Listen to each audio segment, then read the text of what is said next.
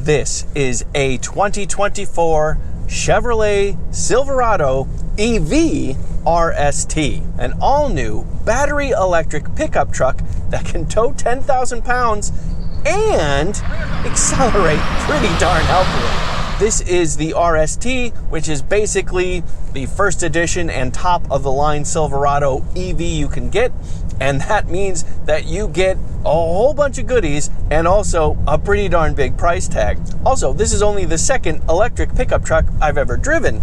I did get in the Ford F-150 Lightning a while ago. This is next, and we're not too far away from getting a third from Ram. But this is pretty heavy stuff to be in a full-size pickup truck that's also an electric vehicle. And if you're a regular viewer of mine, you can probably tell that I am not on my usual drive route, and I am not alone. I am a guest of Chevy. I am still in Michigan, but I'm with a good friend of mine, Tyler Duffy. Hey, Tyler. Hi. Tyler already got to drive the truck, so he's going to share his thoughts as well. So here we are, electric pickup truck part 2. How do these things fare? How did Chevrolet execute on this pretty darn new concept? Let's find out. I review all kinds of cars, and I have fun every time. Please subscribe and join me. The base price for the Chevrolet Silverado EV RST is $96,495. No, this is not a cheap truck. This is the launch of the vehicle, and this is also the top of the line vehicle at the same time. In fact, this is a really good time for me to pull over and show you the outside and inside of this truck in a bit more detail. Looking at the front of the truck, it already looks quite a bit different than the average truck. You don't have a grille, really. You have a massive bow tie right there, and you do have some openings down low, of course, but this is just black plastic, and that takes a bit of getting used to. It is also a pickup truck with a frunk.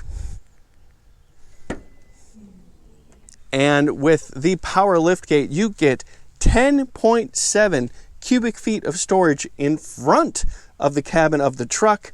You have this nice rib plastic to work with here, a couple of shallow cup holders right here, a little bit of a deeper pocket right here, windshield washer fluid goes right there, and you also get AC power right there. And all you got to do is press on it and it will close again automatically. Looking at the truck in profile, we're on the passenger side because that's where the sun is. You can see that this is still a very, very big machine, and you can also see that it does veer a little bit away from your typical pickup truck shape. You do have a really long cabin right here that goes way, way back, so it is very much generous in terms of space for a cabin. But then you also have that interesting little ridge that comes right there to the bed. You do have a step for the tailgate right here and a convenient handle as well. Running boards right here. You're looking at 24-inch wheels on this Chevrolet Silverado EV. 275/50 R24s. And look back there. That's not a small brake back there. The RST runs an air suspension, so that's what the air springs look like back there, and you can see that it is double wishbone as well. And yes, the wheel and tire in back is just as big and massive and crazy as the ones in front. Looking at the back of the truck, this starts getting a little bit closer to your typical pickup shape. You also have trailer controls right here and your trailer hitch right here. Chevrolet says that the Silverado EV can tow up to 10,000 pounds. This has the multi-function liftgate. So, press of a button, tailgate opens per usual. But, go to the other side, press this button. This part of the tailgate closes. So you have this multi-step tailgate built in. Once the tailgate's open, you can also lift this bit right here and have that kind of a stoppage as well. The Silverado EV has up to 10.2 kilowatts of power spread throughout the truck and a little bit of storage right there. So when you combine all the outlets that are inside the truck, back here and in front of the truck, I think they said 11 outlets in total. That's an impressive number. As I mentioned, there's tons of space back here. you can tell without even getting in, I have gobs of legroom right here. And you also have heated seats for the 2 outer-bound passengers and 2 USB Type-C ports right there and another AC plug right there. You also get an armrest with cup holders, of course, but you also get these seat bottoms that lift like that, headrests come down like that, seat backs fold like this, and that gives you access to the mid tailgate. So if you want to open that up, you can do that as well. But back to sitting in the truck. I am 5 feet 11 inches tall, and as you can see, I've got plenty of knee room. Also, the seat bottoms are high enough so I have good thigh support. Put that together and I have well under a 90-degree bend in my knees. I mean, that's barely 45 degrees. I also have headroom. Even though we have a glass roof, I still have headroom. So that's really nice. I showed you the center armrest, the heated seats, so it's actually really comfortable back here. All right, to the front. Typical controls on the door. You do have 2-position seat memory right there, usual controls, and then a lot of space down here. You do have usual adjustments in the seat, including some lumbar adjustment right there. And you do actually have several buttons to the left of the steering wheel, including mimicking the key fob here. This is your ride height adjustment. You can lift this truck 2 inches or lower it 2 inches. It has up to 4 inches of adjustment. We also have an electric parking brake that's right there. Real quick, I'll turn the truck on and show you the different ride heights. So I already showed you in the normal position. We'll start by lifting it. So going from normal to increase with 1 touch of a button, going from increase to maximum with 2 touches of a button. Now that light right there is flashing to show me that the truck is lifting right now. All right, now we're at the maximum height. Let me show you that. And there is the truck at its maximum ride height. All right, now let's drop it to the floor. Increased, normal, entry, exit. And there it is at the entry exit position. 4 inches makes a huge difference. All right, let's look at the rest of the truck. The truck is already on. There's no on-off button. To turn the truck off, you just leave and it'll turn itself off. But if you don't like that, there is a way to turn it off. See this right here? It says off, vehicle off. Just as it says, all you have to do to turn it back on is put your foot on the brake. And just like that, it kicks back on. So this is the first time I've seen a vehicle without an on-off button since I've been in the Polestar 2. Now that the truck's on, you can see that we have an 11-inch information display right there, instrument cluster, and a 17.7-inch center display. This is a massive widescreen screen and has a lot of tech built into it. You can see Alexa, Google Assistant, Google Play Store, Google Maps. This has Google built in as part of the technology. That's really nice. And there's a lot of other things right here. Spotify, Waze, Google News, all kinds of interesting stuff. But you do not have Apple CarPlay. You do not have Android Auto. All of that stuff is done natively with the infotainment system. The only way to connect your phone is via Bluetooth. I'm not sure if I like that or not. We also have dual zone climate control, heated and ventilated seats for both the front passengers. And if you look at the steering wheel itself, we have a nice fat rim right here. We have this flat bottom right here. We have a heated steering wheel right here and a lot of other media controls. And then over here, we have cruise control, but not just cruise control. See this right here and this right here and this right here? We have Super Cruise. We also do have real knobs right here to adjust the temperature if you'd rather not use the screen. We have controls for the climate right there, a wireless smartphone charger right there, 2 more USB ports right there, a couple of cup holders, a tray, and if you don't like that position right there, there's a handle right here. You move it, and that exposes a much deeper tray. Just slide it back when you want. Behind that, we do have more storage right here, and it does go awfully deep, and it does have another USB Type-C port right there. Looking up, we do have a digital rear view mirror right here. All right, let's talk drive modes, because there's more than just drive modes to talk about, really. At first glance, we have the typical thing, normal, off-road, tall haul, and my mode. But we also have this button right here. This is called wow mode, and it's on when that little symbol is lit up right there. Wow mode is how you get access to all 754 horsepower and 785 pound-feet of torque that this dual electric motor provides. And I will give you a spoiler, it's quick, and it will launch in the lowest entry exit position. By the way, WOW is actually an acronym for Wide Open Watts, WATTS watts. Fun. Also, one pedal driving. You can turn that on like that, and you can set the level here. You have either off, normal, or high, and even in normal mode, it's pretty impressive deceleration, but high mode is really great.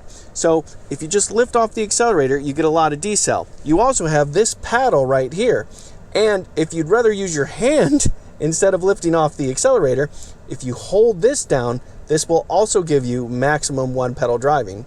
Really interesting. All right, that's enough looking around the truck. Let's get back to the drive. All right, let's dig into the powertrain. See what 754 horsepower and 785 pound-feet of torque feels like. It is two motors, one in front, one in back, both healthy, of course. But it's also not actually 754 horsepower and 785 pound-feet of torque most of the time. That horsepower and torque figure comes from what Chevrolet calls the WOW mode, but they won't tell us how much horsepower and torque you get otherwise. I do have a small clue though. Chevrolet did reveal a work truck version of the Silverado EV, and that makes 510 horsepower and I believe 615 pound-feet of torque. And based on super rough estimates, the feel of this truck, I think that's about right in terms of the power you get normally. But it is just a couple pushes of a button away to get to the WOW mode. So if you ever feel you need the full amount of horsepower and torque available, it is easy to access. But Tyler, I mean, you drove it first. What did you think about this dual motor electric powertrain? I liked it. I mean, I think it like some of the other Chevy EVs, I think it does a good job of not coming on too hard and too fast and being too much of an EV. If you're coming at it from a combustion truck, it's going to feel, unless you're just absolutely going at it in normal driving, it's going to feel pretty similar and pretty intuitive. Even if you're not getting the full blast of 754 horsepower or whatever it is, you're still more than adequate power, more than adequate, when you're speeding up on the highway. More than adequate power. We're just cruising along right now, floor the accelerator. I mean, you get good pull, and you get that nice immediate electric response. And this has to be at least a 3-ton truck. So that's a lot of weight to move around, and you still get that pull. But you're right. I mean, it's really easy to modulate the power and be smooth with it. I think they did a good job to be progressive with the throttle, with the accelerator, as long as you aren't just stabbing it. The other side of all this acceleration is deceleration, one pedal driving. Right now, one pedal driving's off, and if we just lift off, it coasts just like any normal thing. But if you turn on one pedal driving, and I'll set it to high, just by lifting off the throttle, that is a decent amount of deceleration. It slows us down pretty quickly, and that would be plenty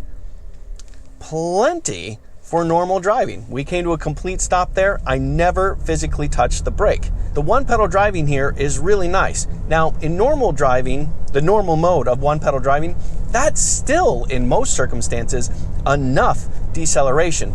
And it's, again, easy to modulate the throttle, so you can slow down nice and progressively so you're not being jerked back, but you just have a lot of deceleration potential at your right foot's request without ever touching the brake, and I really enjoy that. But there is also another way. So if I turn one pedal driving off, I show you that shift paddle. This is a little weird. I'm not touching it. Now I'm touching the shift paddle. Now we get the same deceleration that we got before, but instead my hand is doing it, not by lifting off the accelerator. I don't know, Tyler, how much value do you see in that? maybe just a personal thing, but I don't see anybody ever using that, or myself at least, ever using that in normal driving. I mean, maybe you get used to it, but it's just too hard to.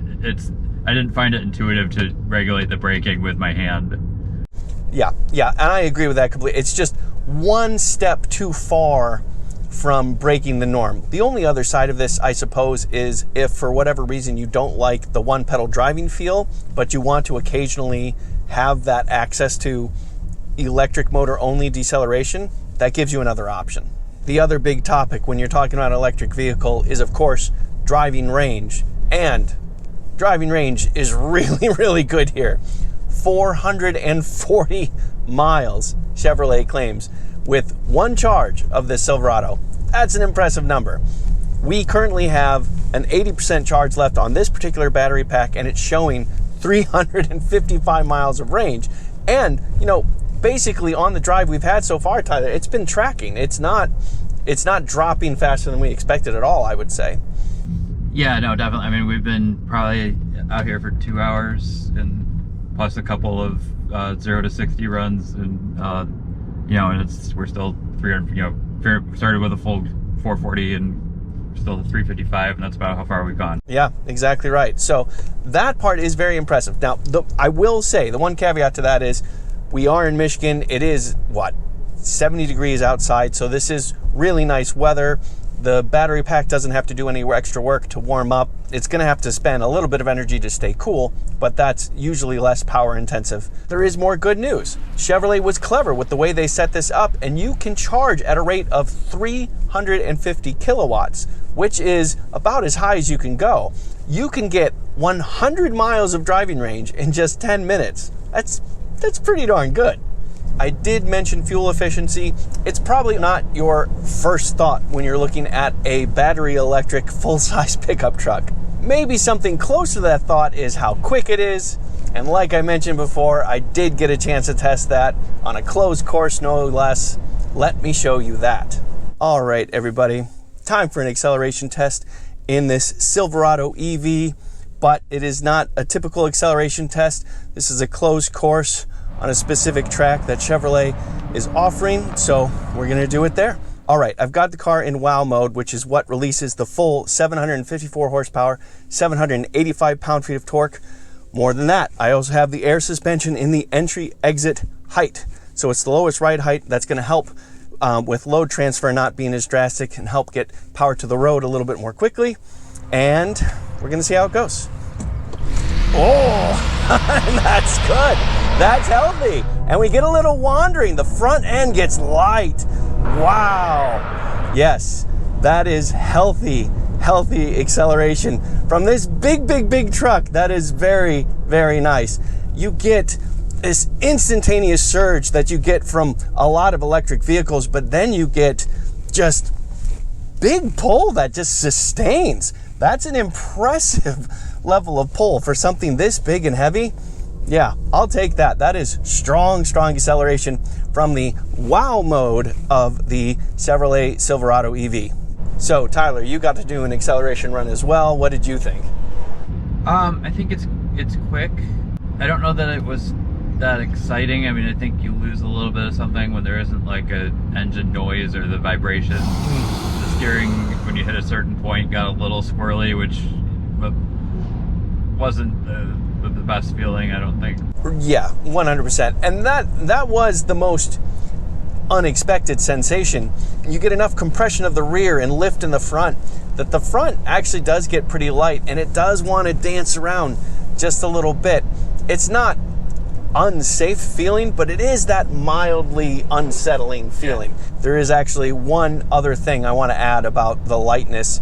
If you are in a corner and you accelerate hard in a corner, you'll notice that right away too, where all of a sudden the front end lifts up and you have to add more steering when you're not expecting it. And it's interesting that the dynamics work that way because it actually has an air suspension, and you would think that would allow the engineers to actually control those kinds of feelings even more, but it's fine. It doesn't feel unstable or anything like that. And also, we are talking about full acceleration with the full power that Chevrolet offers you in this truck. let's talk chassis a little bit. Again, we have this air suspension. There's a lot of adjustability built into this suspension, and that air suspension has to contribute to the cost of this truck, I'm sure. But I mean, generally the ride has been a pleasant surprise for me. Yeah, I think so too. I mean, this is the first truck that's got the 24-inch wheels. Big wheel means little tire, which generally means a less comfortable ride, but I don't think you really notice it in this car. You know, even on sort of Michigan roads that aren't the best, it just felt smooth and comfortable and what you would expect from a full-size truck. Yeah, I totally agree. And the seats have been comfortable and reasonably supportive as well. And we also have heated and ventilated seats on top of that. There's plenty of comforts built into this truck. And that's true on roads like this and on the interstate. I did get a chance to test it there as well. Let me show you that. All right, everybody, time for a stint on the freeway in this very big, very electric Chevy Silverado truck. Of course, it being electric, we don't have to worry about engine noise, but I can tell you right away that I'm pretty impressed with how much wind isolation and road isolation we get in this truck. This has a huge frontal area, big front grille, big windshield and all that, and we're still isolating a lot of the wind. You can hear it certainly, but it's not as loud as I expected. And Tyler, would you agree with that?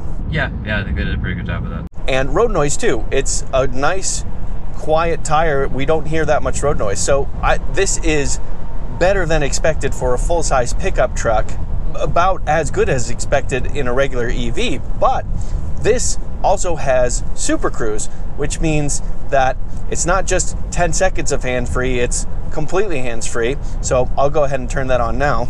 Okay, cruise control is now set at 78 miles an hour. Now it's time to turn on Super Cruise, this button right here. And Super Cruise is now set to go at 78 miles an hour, hands-free. And I'm getting a little thirsty. Oh, and the car's decided that it wants to do a lane change. I didn't ask for the lane change. The car made that decision entirely on its own. The Super Cruise, generally speaking, works really well, and it's a nice touch. And like I said earlier, this EV driving experience is actually better than expected. Now, this certainly is not a cheap truck. So this is about as good as you can get in terms of truck and what this will offer. But considering all that, considering its core capabilities and everything else, the fact that it rides as well as it does, rides as quietly as it does, makes it a pretty darn good road trip car. Not to mention the range is a lot better than a lot of people would expect. So, Tyler, what do you think about this very, very new, very expensive battery electric vehicle truck?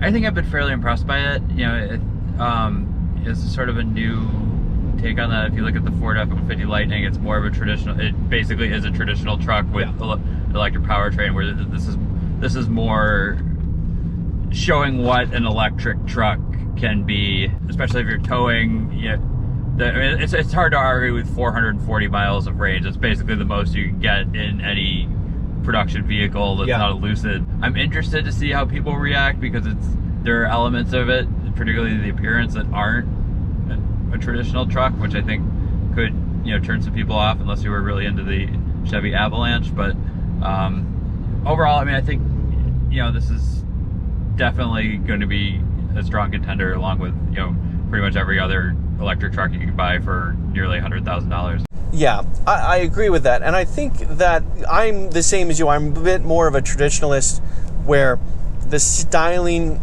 is a little bit much for me, but the capability of this truck, the figures it's putting up, the ease of usability combined to be quite enticing. The only thing I struggle with is how many people are going to want that truck at that price point for those reasons. That's the only part where I'm just not sure. But if you are one of those people, I think this is going to be a pretty darn impressive truck.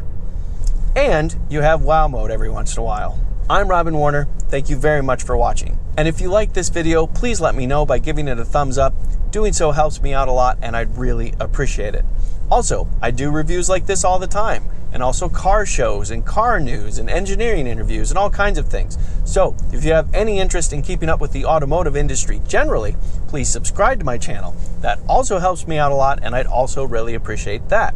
Speaking of, I did get to review the Ford F-150 Lightning a while ago, and I did test it a lot, and I did have a lot of fun with it. I will have a link to that review in the description, and it should pop up right there. Or maybe you're interested in something else entirely. Well, like I said, I have reviewed a lot by now. Something will pull up on the screen next to me. Hopefully that is something you're interested in, and if you do end up watching it, I definitely hope you like it. Okay, Tyler, thank you so much, and thank you for watching. I'm Robin Warner.